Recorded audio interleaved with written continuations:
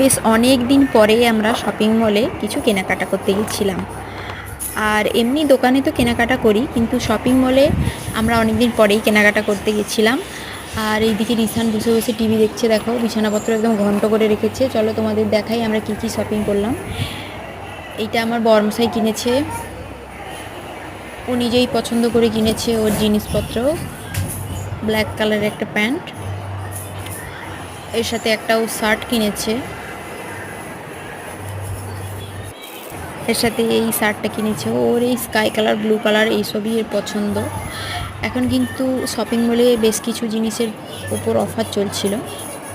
আর এই রিসানের এই টি শার্টগুলো আমি চয়েস করে কিনেছি। ওর কিন্তু এই হাতি, গাড়ি এইসব ছাপের জিনিসগুলো ওর প্রচুর পছন্দ হয়। আর এই কিউট কিউট প্যান্টগুলো আমিও পছন্দ করে কিনেছি। দেখো এখানে কীরকম গাড়ির একটা স্টিকার দেওয়া আছে। আর এই লং কুর্তিটা আমি আমার জন্য কিনেছি, এটা আমার বরমশাই যদিও চয়েস করে দিয়েছে। আর তারপরে এই একটা লং ড্রেস কিনেছিলাম।